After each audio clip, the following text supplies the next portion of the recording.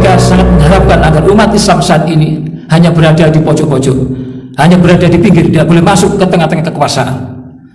Mereka sangat menginginkan musuh-musuh umat Islam saat ini dalam kondisi bersatu ini agar umat Islam hanya sekedar zikir dan sholawat, hanya sekedar melaksanakan ibadah ritual dan seremonial. Ini yang diharapkan. Tapi ketika umat Islam mulai ada kesadaran berpolitik, kesadaran berekonomi dan terusnya, maka ini nampaknya akan diamati secara cermat, akan menjadi sorotan. Ketika umat Islam bicara ekonomi dengan baik, maka akan diawasi. Tapi ketika kesadaran umat Islam terutama di bidang politik, maka akan dihabisi. Ini kata Bu Natsir pada saat itu, atau Pak Natsir. Mereka orang-orang guru Islam saat ini benar apa yang difirmankan oleh Allah, walan tardu angkal Yahudu walan Nasoro hatta tattabi'a millatahum. Dan orang-orang Yahudi dan Nasrani dan teman-temannya dan golongannya dan konyol-konyolnya ini tidak akan pernah ridho, tidak akan pernah ikhlas, tidak akan pernah puas selamanya, abadan, sampai yaumul qiyamah, agar umat Islam, terutama generasi muda, para pelajar, para mahasiswa, mengikuti milah mereka, budaya mereka, agama mereka, tradisi mereka. Kenapa sekarang ini umat Islam dalam kondisi stagnan, dalam kondisi mundur, tidak ada kemajuan yang signifikan, sementara umat guru Islam maju dengan besar. Inilah yang ingin saya sampaikan dalam kesempatan kajian subuh pada hari ini.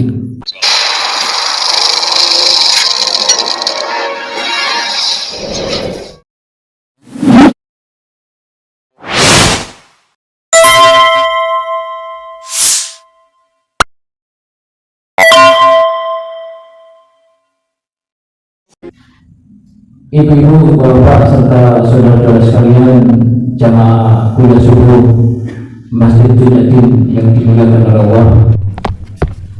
Insyaallah kalau aktivitas diri kita, keluarga kita, masyarakat, bangsa dan negara ini kalau senantiasa diiringi dengan keimanan dan ketakwaan kita pada Allah yang bersumber pada Al-Quran dan As-Sunnah, maka tentu yang kita raih adalah kebahagiaan, kemuliaan dan kemenangan. Ma'asyiral muslimin, jamaah kajian sholat subuh rahmatullah. Kalau kita cermati saat ini secara objektif kondisi dan posisi umat Islam yang merupakan mayoritas muslim terbesar penduduknya di dunia ini, justru kita dalam kondisi termarginalkan. Umat Islam dalam kondisi terpinggirkan. Hampir di seluruh aspek kehidupan umat Islam tidak memiliki kekuatan yang signifikan, terutama di bidang politik, ekonomi dan hukum. Umat Islam memang mayoritas, tapi minoritas di dalam kekuasaan publik, tidak memiliki posisi bergeling yang signifikan dan lemah keberadaan dan eksistensi umat Islam saat ini. Tantangan dakwah saat ini, bahkan ke depan, minimal 5 tahun ke depan, saat ini semakin hari tidak semakin ringan, tapi semakin keras dan semakin komplikated, sangat berat. Kita saksikan saat ini yang namanya kedoliman, kemaksiatan, kemungkaran sudah masif, ya. Musuh-musuh umat Islam, baik dari kalangan liberal, dari kaum liberalisme, sekularisme, pluralisme, bahkan Syiaisme sekarang sudah bangkit, apalagi neonasakum baru ini. Dan ini benar-benar ada, bukan hoax. Mereka tidak rela umat Islam ini bangkit. Mereka tidak rela umat Islam ini munculnya persatuan umat Islam, munculnya kebangkitan umat Islam. Mereka sangat mengharapkan agar umat Islam saat ini hanya berada di pojok-pojok, hanya berada di pinggir, tidak boleh masuk ke tengah-tengah kekuasaan. Mereka sangat menginginkan musuh-musuh umat Islam saat ini dalam kondisi bersatu ini agar umat Islam hanya sekedar zikir dan sholawat, hanya sekedar melaksanakan ibadah ritual dan seremonial. Ini yang diharapkan. Tapi ketika umat Islam mulai ada kesadaran berpolitik, kesadaran berekonomi dan terusnya, maka ini nampaknya akan diamati secara cermat, akan menjadi sorotan. Ketika umat Islam bicara ekonomi dengan baik, maka akan diawasi. Tapi ketika kesadaran umat Islam terutama di bidang politik, maka akan dihabisi. Ini kata Bu Natsir pada saat itu, atau Pak Natsir. Mereka orang-orang guru Islam saat ini benar apa yang difirmankan oleh Allah, walan tardu angkal Yahudu walan Nasoro hatta tattabi'a millatahum. Dan orang-orang Yahudi dan Nasrani dan teman-temannya dan golongannya dan konyol-konyolnya ini tidak akan pernah ridho, tidak akan pernah ikhlas, tidak akan pernah puas selamanya, abadan, sampai yaumul qiyamah, agar umat Islam, terutama generasi muda, para pelajar, para mahasiswa, mengikuti milah mereka, budaya mereka, agama mereka, tradisi mereka. Bahkan diperkuat oleh Rasulullah SAW, nanti suatu saat di akhir zaman ini umat Islam akan mengikuti budaya mereka, tradisi mereka, sampai mereka masuk ke lubang biawak pun umat Islam, terutama generasi muda para Islam masuk ke lubang biawak pun. Kemudian para sahabat bertanya, apa yang dimaksud itu? Apakah orang Yahudi dan Nasrani? Apa kata Rasulullah? Siapa lagi kalau bukan orang Yahudi dan Nasrani dan seterusnya itu. Bahkan dalam firman Allah dalam surat Al-Baqarah ayat 217, mereka tidak henti-hentinya memerangi kalian sampai kalian murtad hingga mereka mampu. Akhirnya muncul pertanyaan besar kita adalah, limada ta'akharul muslimuna wa limada taqaddamu ghairuhum. Kenapa sekarang ini umat Islam dalam kondisi stagnan, dalam kondisi mundur, tidak ada kemajuan yang signifikan, sementara umat guru Islam maju dengan besar. Inilah yang ingin saya sampaikan dalam kesempatan kajian subuh pada hari ini. Kenapa umat Islam selalu kalah, bahkan dikalahkan, ya kan? Umat Islam masih belum menjadi fa'il, jadi pelaku, jadi subjek. Umat Islam masih menjadi maf'ul bih, menjadi objek, ya. Umat Islam dalam kondisi termarginalkan secara umum. Ini yang terjadi. Maka bagaimana menuju kebangkitan umat Islam? Apa yang harus kita siapkan atau pilar kebangkitan umat Islam menuju kemenangan ini? Maka perlu adanya iqdad, perlu adanya persiapan secara matang, disiapkan dengan manajemen yang baik dan kekuatan yang kita miliki. Dan ini difirmankan oleh Allah di dalam surat Al-Anfal ayat 60. Allah berfirman, wa a'iddu lahum mastata'tum min quwwah, yang artinya dan persiapkanlah segala kemampuan untuk menghadapi mereka dengan kekuatan yang kamu miliki, dari pasukan yang berkuda yang dapat menggetarkan musuh Allah dan musuh-musuh kamu. Artinya sudah saatnya umat Islam di akhir zaman ini harus ada persiapan untuk menghadapi tantangan dakwah yang keras ini.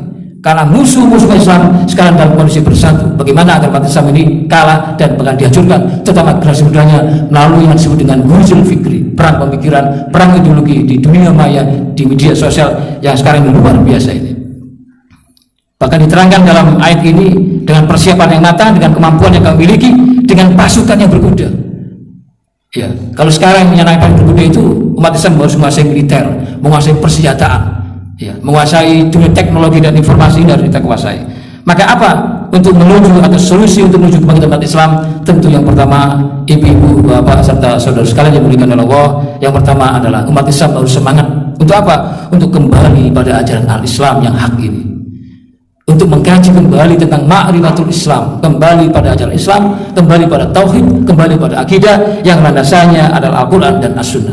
Dengan kata lain, umat Islam harus ada kesadaran yang tinggi untuk berusaha menjadi orang muslim yang kafah, menjadi muslim yang totalitas, menjadi muslim yang utuh, dan menjadi muslim yang komprehensif yang landasannya adalah Al-Quran dan As-Sunnah. Kenapa ini kita angkat kembali? Harus ada revitalisasi kepada Islam, karena saat ini sebagian besar umat Islam masih belum memahami dan menerima serta mengamalkan Islam secara totalitas, secara holistik dan seterusnya. Maka umat Islam saat ini masih bermental sekuler. Umat Islam masih memisahkan antara Islam dengan kehidupan. Umat Islam saat ini masih memisahkan antara Islam dengan politik. Umat Islam masih memisahkan antara Islam dengan ekonomi, Islam dengan hukum dan seterusnya. Ini yang terjadi. Maka saatnya lah umat Islam harus kembali kepada ajaran Islam yang kafah dan menjadikan Al-Quran dan As-Sunnah sebagai manhajul hayat, yaitu konsep kehidupan. Untuk apa? Untuk mengatur diri kita, mengatur keluarga kita, masyarakat, bangsa dan negara. Umat Islam harus menjadikan Al-Quran dan As-Sunnah sebagai way of life. Al-Quran dan As-Sunnah harus kita jadikan sebagai imam untuk mengatur kehidupan kita. Apa yang terjadi ketika umat Islam tidak serius, ketika umat Islam tidak istiqomah menjalankan syarat Islam yang pedomannya jelas adalah Al-Quran dan Sunnah dengan pemahaman para soleh, maka yang terjadi, bapak-bapak, ibu-ibu serta saudara sekalian yang dimuliakan oleh Allah, adalah kehidupan dongka. Mau dongka, yaitu kehidupan yang sempit, kehidupan yang di dalamnya penuh dengan rekayasa, penuh dengan ketidakadilan, penuh dengan tantangan dan ujian, dan kehidupannya tidak ada keberkahannya kalau kita menyampaikan Al-Quran dan As-Sunnah. Dan ini difirmankan oleh Allah di dalam surat Thaha ayat 124. Allah berfirman, wa man a'radu an dzikri fa inna lahu ma'isatan dongka wa nahsyuruhu yaumal qiyamati a'ma. Mari ayat ini kita jadi renungan kita bersama, betapa dahsyat dan pentingnya firman Allah ini, yaitu surat Thaha ayat 124, yang artinya, dan barang siapa, kata Allah, yang berpaling dari peringatanku, artinya Al-Quran ini, menurut Ibnu Katsir dalam tafsirnya ini, maka sesungguhnya baginya penghidupan yang sempit, dan kami akan menghimpun nanti di yaumul qiyamah umat Islam ini, hamba Allah ini ketika di dunia dalam keadaan melihat, dalam keadaan siap, dibutakan oleh Allah. Kenapa dibutakan? Karena mereka tidak istiqomah, tidak konsekuen menjadikan syarat Islam menjadi dusturnya, menjadi peraturan, menjadi undang-undang. Untuk apa? Untuk mengatur diri kita, keluarga kita, masyarakat, bangsa, negara. Maka bangsa Indonesia kalau tidak menjadikan itu, akan terjadi keterpurukan, akan terhina, dan banyak musibah di musibah, bencana di bencana, karena umat Islam tidak taat dan tunduk kepada aturan Allah. Maka Allah memberikan keadaan dongga, yaitu kehidupan yang sempit. Bukankah Rasulullah pernah bersabda agar kita selamat dunia dan akhirat? Allah firman, taraktu fikum amrayn lan tadiku abada, kitaballahi wa sunnatan nabi. Artinya, aku tinggalkan dua pusaka kepada kalian agar kalian tidak mengalami tersesat selama-lamanya, manakala kalian berpegang teguh pada Al-Quran dan As-Sunnah. Maka saatnya lah di akhir zaman ini, para pelajar, para pemuda, para mahasiswa, kita semua ini harus kembali pada ajaran Islam yang hak, yaitu kembali pada Al-Quran dan As-Sunnah. Apa yang terjadi sekali lagi ketika sebuah komunitas, sebuah bangsa tidak menjadikan Al-Quran sebagai pedomannya, menjadi imamnya, menjadi dusturnya, menjadi peraturannya, maka sebuah komunitas, sebuah bangsa itu akan direndahkan oleh Allah, akan dihinakan oleh Allah. Dan ini berdasarkan sabda Rasulullah SAW, inna waha yarfa'u bihadal kitab aqwaman wa yada'u bi akharin. Yang artinya sesungguhnya Allah meninggikan kedudukan beberapa kaum, beberapa umat, beberapa bangsa itu lantaran kitab ini, yaitu Al-Quran. Dan Allah juga merendahkan dan menghinakan kedudukan yang lain juga di Al-Quran. Maka betapa pentingnya kita harus memahami tentang ma'rifatul Islam dan ma'rifatul Al-Quran.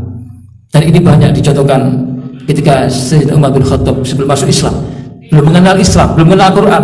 Sayyidina Umar bin Khattab dalam kondisi jahiliyah, ketika diberi daya oleh masuk Islam dan Al-Quran, maka diangkat oleh Allah dalam kondisi terpuruk, dalam kondisi terhina, diangkat oleh Allah. Dan puncaknya prestasi Sayyidina Umar bin Khattab adalah menjadi khalifah yang kedua setelah Abu Bakar As-Siddiq. Itu juga lantaran hidayah Allah melalui Al-Quran. Dan juga Fudail bin Iyad misalnya, seorang tabi'in, ketika di zaman jahiliyah menjadi orang preman, menjadi orang yang bahasanya selain preman orang hidup gak karuan lah, menentang Islam, merampok, mencuri dan sebagainya.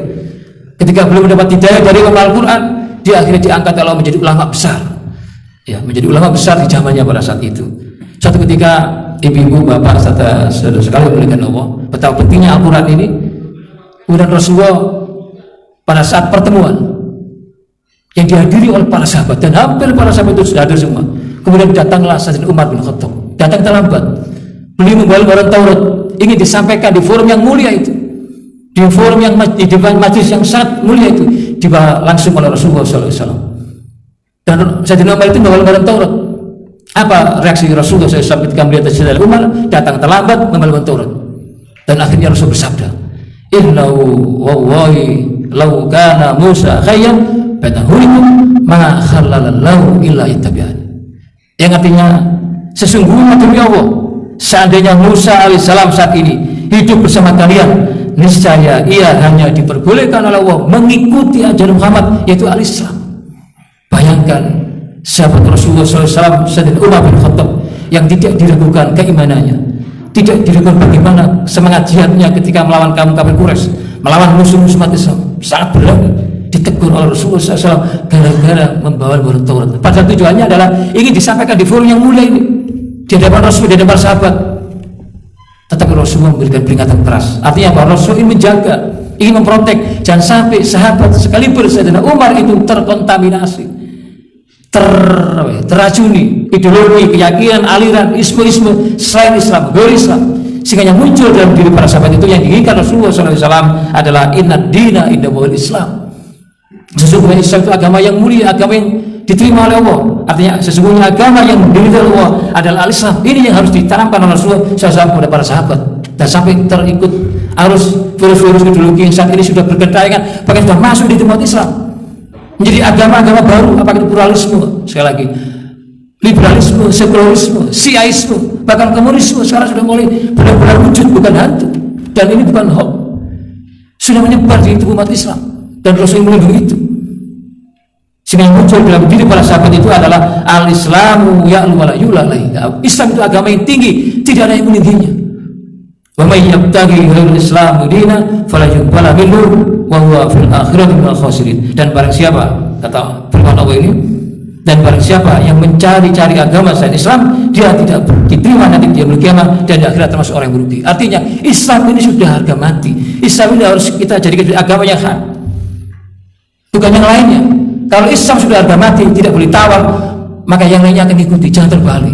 Ya. Di sini pentingnya kita harus menjadi orang Muslim yang militan, Muslim yang holistik, Muslim yang kafah, dan Muslim yang totalitas, sehingga yang muncul dalam diri kita, keimanan kita adalah, semangat kita adalah, ya ayyuhalladzina amanu dkhulu fis silmi kafah wala tattabi'u khutuwati syaitan innahu lakum aduwwun mubin. Wahai orang-orang yang beriman, kita dipanggil oleh Allah, wahai orang yang beriman, masuklah kamu ke dalam Islam secara totalitas, yaitu secara utuh, dan jangan kamu bercerai-berai, jangan kamu mengikuti ideologi, mengikuti langkah-langkah setan. Sesungguhnya setan itu adalah musuh yang nyata, ideologi setan itu adalah musuh yang nyata. Maka kita harus bangga menjadi orang Muslim, terutama anak-anak kita, para pelajar kita, para mahasiswa, harus dicas semangatnya, harus ada ruh semangat Islam yang ada dalam diri kita, sehingga kita meyakini ishadu bi anna muslimin, saksikan kami adalah orang Muslim. Kita harus bangga menjadi orang Muslim, nggak boleh rendah diri kita. Saat ini para pelajar, para mahasiswa, para muda sudah mulai luntur tentang semangat berislamnya. Ini ada di tengah-tengah kampus, di tengah-tengah mahasiswa. Mereka lebih bangga pelajari Karl Marx, buku kitab-kitab Karl Marx, kitab sosialis, liberalisme, kapitalisme. Lebih bangga anak-anak kita, para pelajar, para muda mempelajari itu daripada mempelajari kitab-kitab umat Islam, buku sejarah dan sebagainya. Ini yang terjadi. Oleh karena itu, mahasiswa muslimin, jamaah kula syukur rahmatullah Masjid Junyadi yang dimuliakan oleh Allah, jika umat Islam di Indonesia ini dan dunia ini ingin merubah nasibnya untuk menuju kemenangan, untuk menjadi umat yang bangkit, menjadi umat yang menang, harus merubah mindset dan paradigma pemikiran tentang Islam, bahwa Islam adalah agama yang bersifat komprehensif, Islam adalah agama yang kafah, Islam agama yang totalitas, yang mengatur segala aspek kehidupan umat Islam, semuanya lengkap di Islam. Islam tidak hanya bicara ibadah seremonial, secara ritual. Islam juga bicara politik, Islam bicara militer, bicara ekonomi, hukum, dan seterusnya. Artinya Islam adalah agama yang lengkap, agama yang paripurna, agama yang syamil dan mutakamil, agama yang sempurna dan disempurnakan.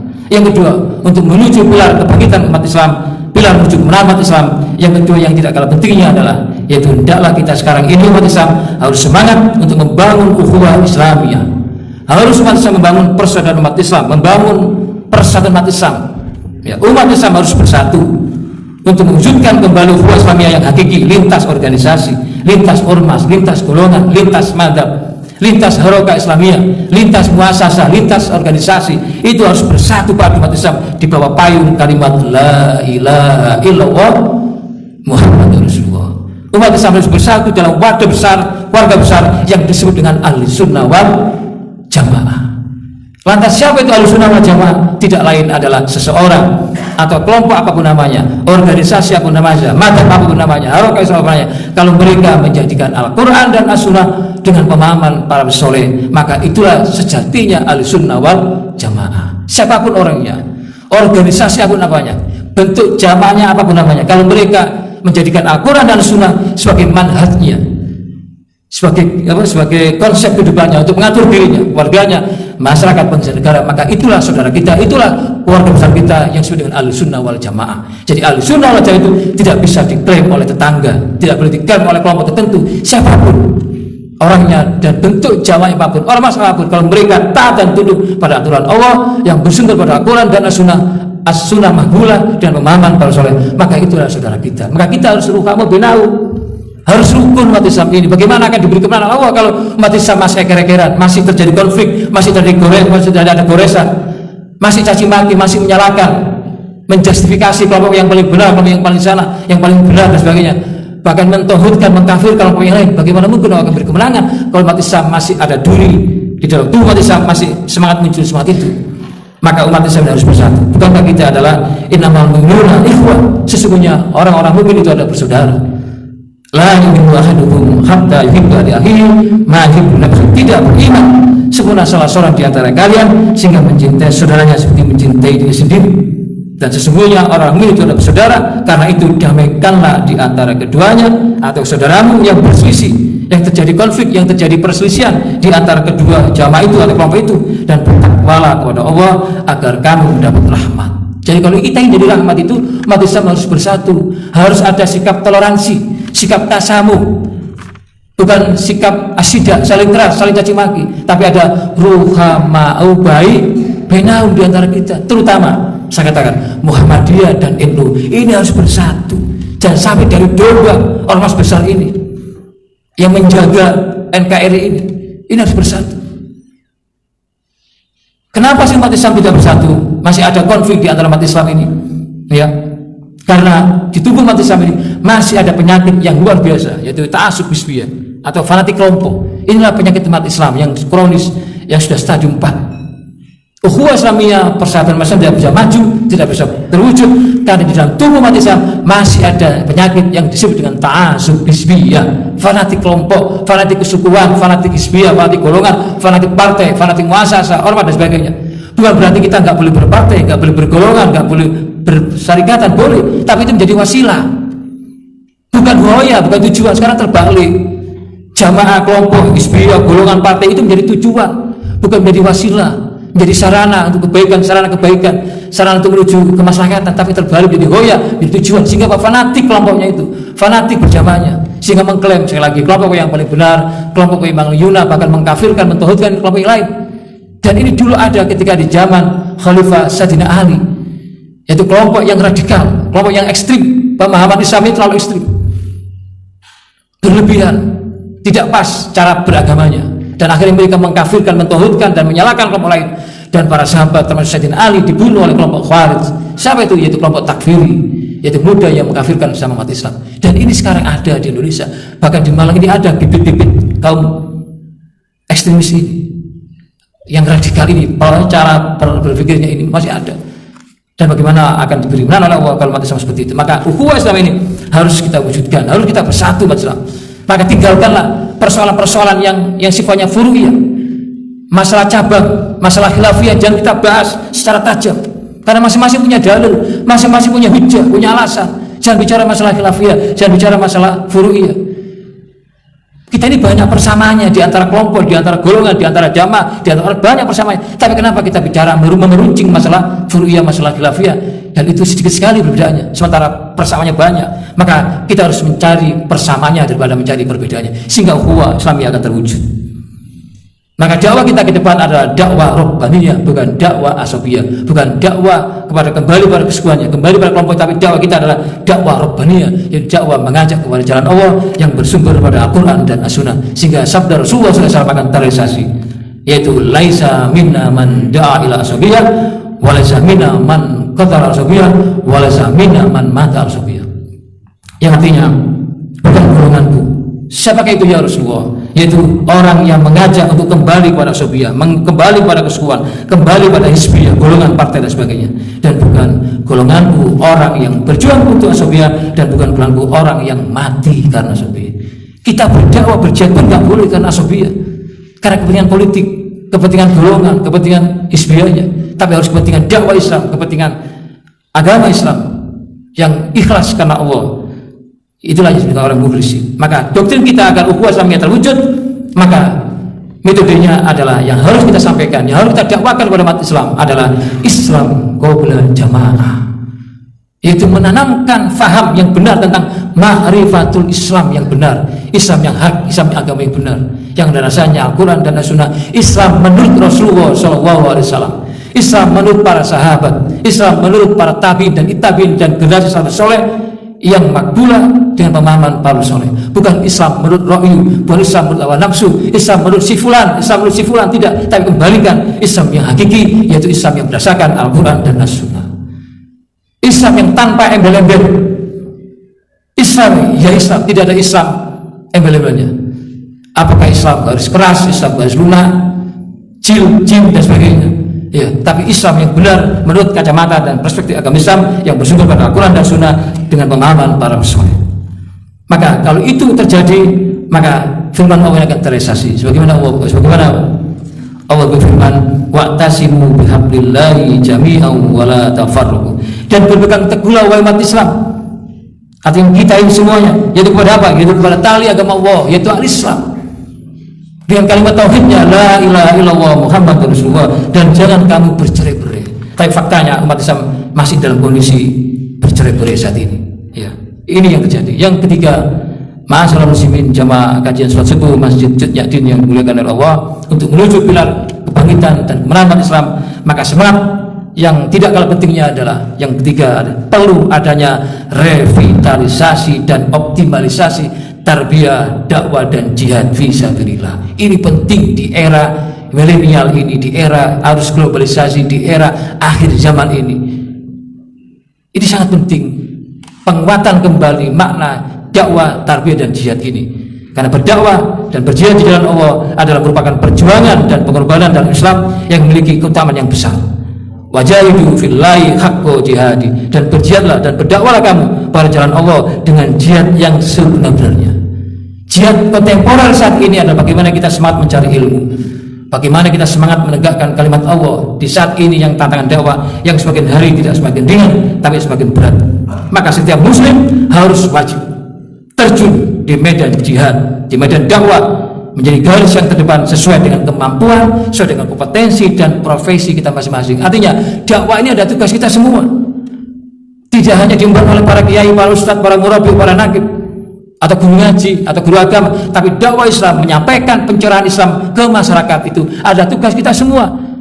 Setelah kita masuk Islam, kita syahadat, maka tugas kita adalah menyampaikan risalah Islam ini di tengah zaman, di akhir zaman yang penuh dengan fitnah, penuh dengan tantangan yang berat ini. Maka semangat ruhul jadid, ruhul dakwah jihad ini harus ada dalam diri kita, sehingga yang muncul dalam diri kita adalah iskariman au mutsyahidan, hidup mulia atau mati syahid. Ini harus ada dalam diri kita. Semangat dakwah harus ada. Bukan berarti sekarang tantangan dakwah semakin keras, semakin represif, terus kita mundur, kita tiarap, kemudian kita tidur. Justru kita harus semakin semangat. Semakin umat Islam diinjak-injak, semakin umat Islam itu ditekan, maka umat Islam harus bangkit. Bukan semakin loyo, kemudian futur, males, kemudian tiarap. Tapi harus semangat. Ini tantangan dakwah. Dan itulah sunat tuanya seperti itu. Pasti umat Islam akan menjadi tantangan yang berat, jadi tantangan yang luar biasa ini. Dan kata Rasulullah di dalam hadisnya, afdhalul jihadu kalimatul haq inda sultanin jair.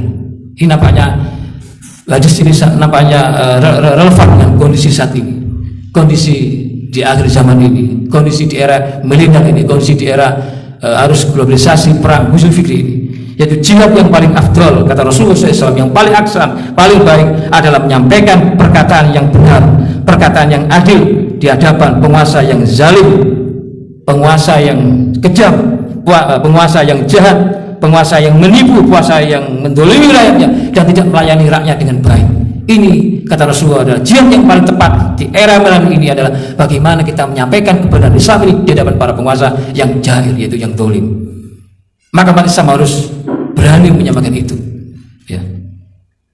Bahkan kata di dalam buku Kehidupan Seorang Muslim yang ditulis oleh Buya Hamka mengatakan, innal hayata aqidatun wa jihad. Ini salah satu statement dari Buya Hamka, yaitu kehidupan itu adalah akidah, hidup itu adalah akidah, hidup adalah keyakinan dan perjuangan. Dan perjuangan dan akidah itu pasti menghadapi tantangan yang luar biasa. Ujung-ujungnya adalah kematian, dan kematian itu adalah pasti terjadi. Maka hidup sekali, bagaimana mati yang mulia atau mati syahid, ini harus ada dalam diri kita. Tiada perjuangan tanpa pengorbanan. Maka dakwah ini penting, jihad ini penting. Sebagaimana firman Allah, wal takum minkum ummatun yad'una al-khair wa ya'muruna bil ma'ruf wa yanhauna 'anil munkar wa ulaika humul muflihun. Inilah ayat dalil yang bersama kita bahwa dakwah tidak bisa lepas dari kehidupan seorang muslim, dan tidaklah ada di antara kamu segolongan umat untuk apa? Untuk menyeru, untuk mengajak kebajikan, menyuruh yang ma'ruf dan mencegah yang munkar, dan mereka orang-orang yang beruntung. Jadi kalau ingin ibu-ibu bapak dan saudara yang Allah, kalau kita ingin jadi orang yang beruntung, maka syaratnya harus berdakwah, beramal ma'ruf nahi munkar di tengah-tengah kehidupan yang penuh dengan tantangan ini. Bahkan diperkuat oleh hadis Rasulullah SAW. Ketika kita melihat sebuah kemungkaran, melihat kedoliman, melihat kemaksiatan, melihat sebuah ketidakadilan, kecurangan dan sebagainya, maka semangat Islam harus ada dakwah. Dan ini disampaikan oleh Rasulullah SAW dalam hadisnya yang sangat terkenal. Rasul bersabda, man ro'a minkum munkarun falyughayyirhu biyadihi fa illam yastati fa bi lisanihi fa illam yastati fa bi qalbihi wa dzalikal adhaful iman. Yang artinya kata Rasulullah SAW dalam hadis ini, barang siapa di antara kamu, di antara kita ini melihat, apa yang dilihat? Yaitu melihat kemungkaran, kedoliman, kecurangan, kemaksiatan yang masif terstruktur dan sistem ini, maka harus kamu rubah dengan biyadihi. Apa itu biyadihi? Ada yang tahu Bapak Ibu? Dengan kekuasaan, dengan tangan. Maka disinilah pentingnya the power of politik. Maka umat Islam harus masuk di ranah kekuasaan. Umat Islam harus ada di istana, harus ada di parlemen, harus ada di eksekutif, yudikatif, dan legislatif. Kalau ingin berubah dakwah, melihat kemungkaran, kedoliman, itu harus dengan kekuasaan, dengan biaya diri. Cukup dengan tanda tangan pejabat, dengan tanda tangan DPR, presiden, selesai persoalan itu. Dengan perdanya, dengan perpunya, misalnya apa istilahnya, itu mudah kalau dakwah dengan kekuatan itu. Contoh yang dilakukan oleh Anies Baswedan misalnya, ketika apa itu Pak? Masih ingat membubarkan hotel apa itu? Alexis ya, dengan kemaksiatan yang luar biasa itu. Ya, punya pusatnya kemaksiatan di Jakarta itu tidak mampu dirubah dengan dakwah. FPI berteriak-teriak di depan, nggak mungkin bisa. Tapi ketika menjadi gubernur dengan kekuasaan gubernur itu, maka dengan tangan selesailah akhirnya hotel Alexis itu selesai. Termasuk di Malang ini sekarang ini sudah mulai muncul yang namanya dugem, yang namanya apa, kemaksiatan di Malang ini. Kan banyak sekarang ini Pak, karaoke yang maksiat sekarang tumbuh subur ini. Ya, bahkan pernah di Malang ini ketika buka bersama dan alkohol, ya pernah nggak mendengar ya? Kan viral itu. Kemaksiatan di Malang sudah mengepung, hotel-hotel singgah syariah dan sebagainya muncul semua. Ini bisa diselesaikan bukan dengan kekuatan dakwah seperti ini, nggak bisa. Harus masuk ke parlemen, ditekan DPR-nya, ditekan eksekutifnya. Ulama umar bersatu untuk menyelesaikan itu, sehingga Malang ini menjadi Malang yang aman, yang kondusif, yang barokah. Kalau kemaksiatan merajalela, bagaimana akan ada keberkahan dan sebagainya. Maka pentingnya di sini adalah ketika melihat kemungkaran, maka kata Rasulullah hendaklah dirubah dengan biadi, yaitu dengan kekuasaan, dengan politik, dengan kekuasaan tangan ini. Dan apabila tidak mampu dengan kekuasaan, maka hendaklah dengan lisan. Kalau kekuasaan tadi, di pola politik tadi, itu adalah umaro, pemerintah eksekutif itu yang paling kuat untuk apa ya? Untuk mencegah kemungkaran. Karena dia memiliki kekuasaan, itu umaro. Maka di sini pentingnya umat Islam harus masuk di umaro itu, di pemerintah, di eksekutif. Kalau tidak mampu, kata Rasulullah, hendaklah dengan lisan. Lisan inilah kekuatan para dai, para ustaz, para daiyah, para ulama, para kiai, para ustaz dan sebagainya. Dan akhirnya maka pentingnya di sini umaro dan ulama harus bersatu, harus siasat kata untuk membereskan dakwah ini, kemaksiatan ini, sehingga umat Islam tidak diberi musibah oleh Allah, tidak diberi bencana oleh Allah. Musibah di sana, bencana itu terjadi karena dakwah stagnan. Jadi munculnya bencana demi bencana, musibah demi musibah, apakah itu gempa bumi, tsunami, dakwah ini harus berjalan, harus ada yang berani menyampaikan, mencegah itu. Ya, apabila tidak mampu dengan lisannya, yang terakhir adalah dengan doa. Dan doa itu adalah selemah-lemah iman. Padahal kita punya kekuatan. Bangsa Indonesia mayoritas. Presiden kita orang Muslim, ya. Panglima kita orang Muslim, betul nggak Bapak? Kapolri kita orang Muslim, betul nggak? Para menterinya, para gubernurnya, dan mayoritas ini Muslim. Tapi kenapa yang namanya musibah demi musibah, bencana senantiasa terus ada dan saling ganti mengganti, saling menyusul. Kenapa? Karena dakwah tidak maksimal, dakwah macet, ulama dikriminalisasi, aktivis dipersekusi. Kalau itu yang terjadi, ya tunggulah ada, tunggulah bencana. Kalau bangsa Indonesia tidak semangat berdakwahnya, maka harus dibangunkan semangat manusia untuk berdakwah di tengah-tengah kedoliman, di tengah-tengah kehidupan yang saat ini kita rasakan sangat diskriminatif ini. Maka inti dakwah adalah ada perubahan. Sekali lagi, inti dakwah adalah perubahan. Dan ini difirmankan oleh Allah, Inna wa la yuhairu ma biqaumin hatta yuhairu ma bi anfusihim. Sesungguhnya Allah tidak akan pernah mengubah keadaan sebuah bangsa, sebuah umat, sebuah komunitas sehingga mereka mengubahnya dengan yang ada pada diri mereka sendiri. Maka kalau Indonesia ingin menjadi negara yang menang, menjadi negara yang barokah, harus ada perubahan semangat dakwah dan semangat jihad ini. Dakwah dan jihad adalah membela agama Allah. Jadi membela agama itu adalah kewajiban kita. Kan beberapa kemarin ada statement yang aneh gitu ya, gak perlu kita membela agama Allah. Kenapa agama Islam dibela? Apakah Allah tidak kuat?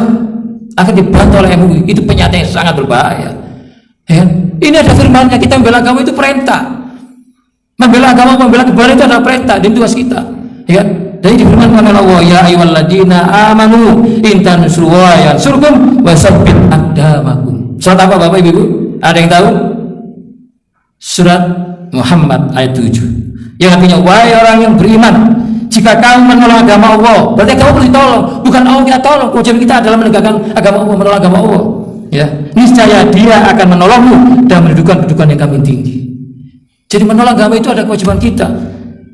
Bahkan ini difirmankan oleh Allah untuk memperkuat firman ini di dalam surat As-Saff ayat 10 dan 11. Ini merupakan salah satu yang bisa menyemangati kita tentang pentingnya dakwah dan jihad.